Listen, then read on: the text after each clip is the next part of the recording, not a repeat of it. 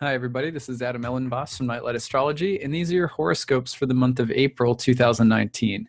So this is the Sun and Rising sign horoscope for Virgos. I'm going to put your chart up on the screen where you can see it, and I will dive in.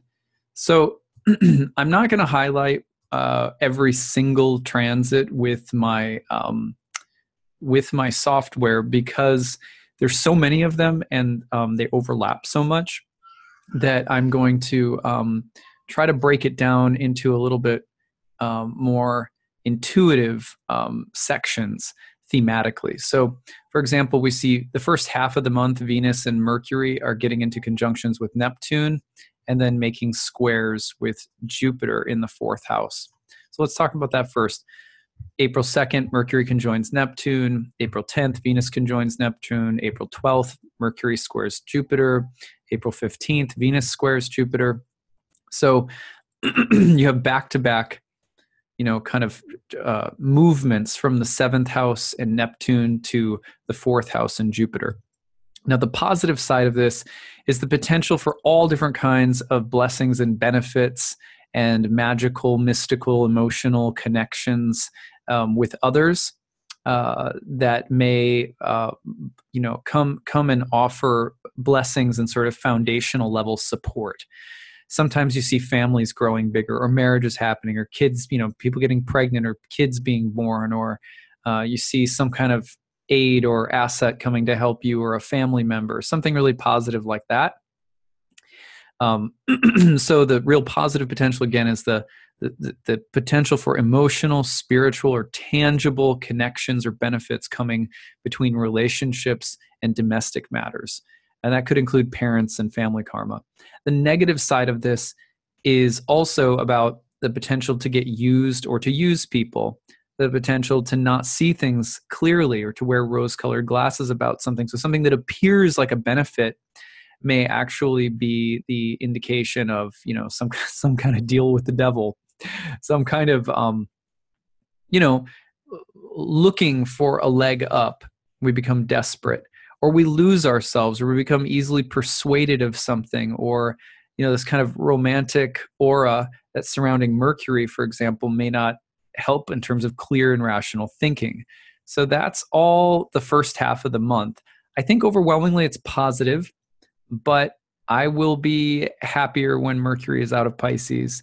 And I think the potential for some fuzzy degree of thinking is still possible here. So try to be discerning and stay grounded during this time. You don't want to be so grounded that you look a gift horse in the mouth or aren't able to enter into a romantic mood or a spiritual atmosphere of some kind. But the main thing is you don't want to lose yourself in an unhealthy way.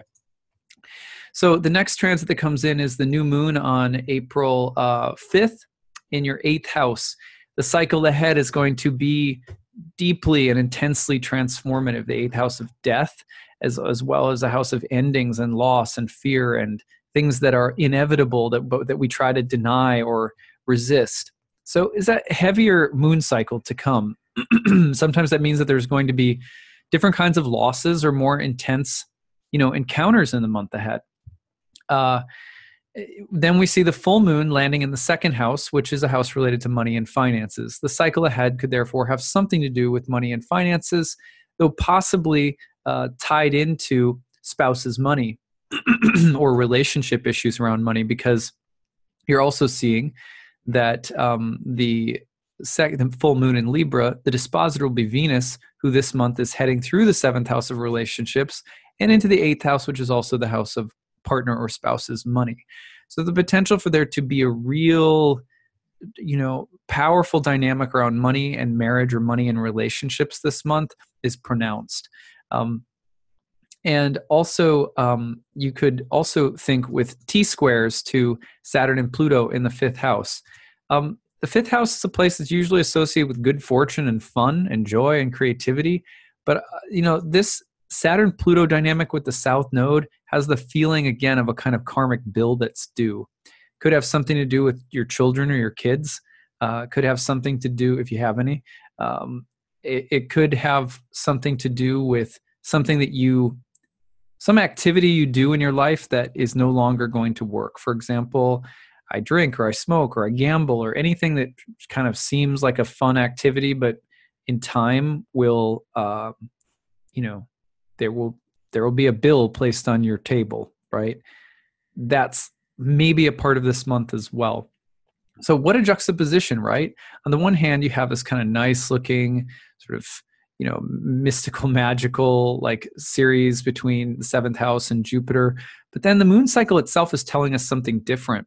For as magical as that might look, this is going to be an intense moon cycle, probably a lot of it having to do with finances, and maybe on some level issues around truth and reality versus fiction or fantasy in relationships. And coming down to it, there's nothing like money and financial things in a relationship to help us get real. So, or even when like life's bills are due.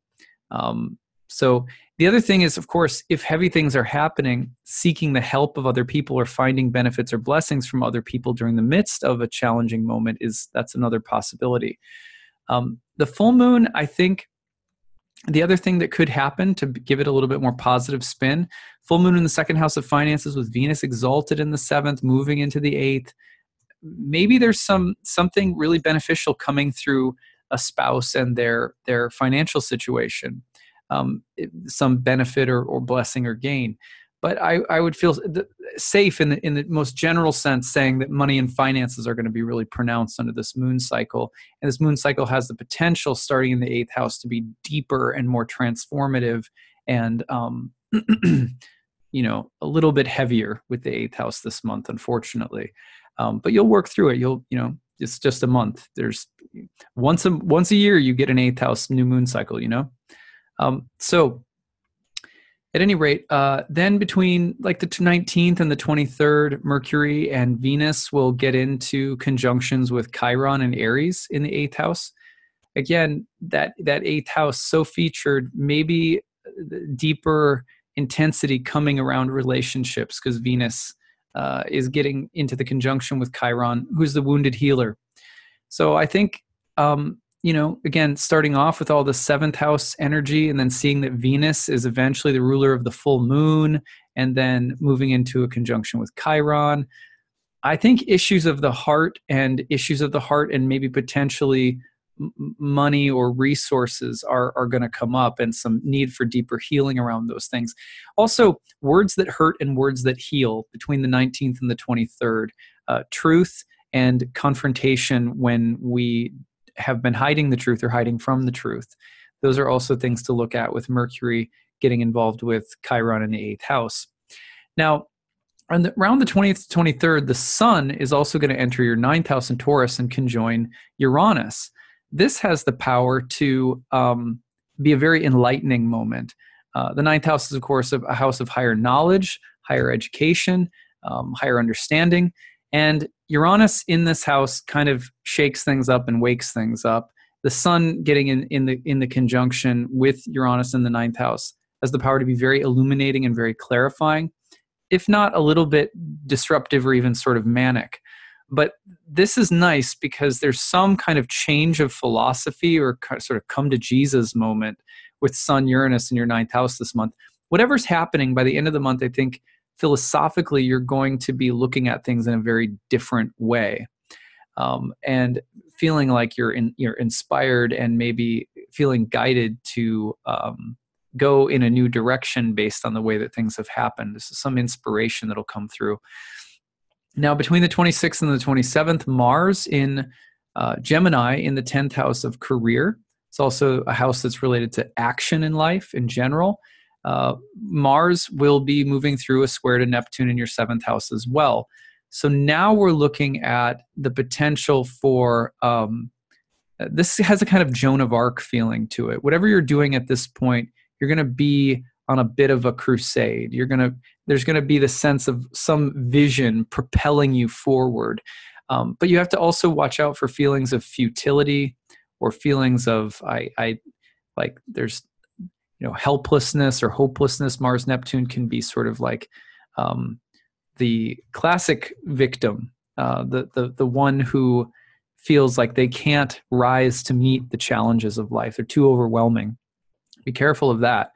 But otherwise, the feeling of, you know, the saint, the knight, the holy crusade, that's really strong at the end of the month. So again, I think you're going to be kind of fired up by the end of the month about whatever's taken place. And even if whatever's taking place is a little heavy because of that 8th house new moon cycle, you know, the transformation philosophically, spiritually, emotionally, the desire to put something into action that you're feeling very passionately about by the end of the month, I think is going to be really strong. Mars in the 10th house square Neptune in the 7th can also be about trying to get people to follow you or try to get people to do what you want, and or other people trying to get you to do what they want. And that is similar to what we looked at the start with all the planets pushing through the 7th and making squares to Jupiter in the 4th. Like, can you benefit me in some way? Like sort of, you know, opportunistic relationships. This Mars Neptune transit at the end of the month also has the potential to be a little opportunistic, so be careful about that. You don't want to join a war that's really not your own, or get involved in some kind of cause that you don't really care about or that drains you in some way. Something to be aware of. So that's what I've got for you for this month, Virgo. I hope that this was interesting. Leave your comments. Tell me how things go, and we'll be back for May's horoscope next month. Take care.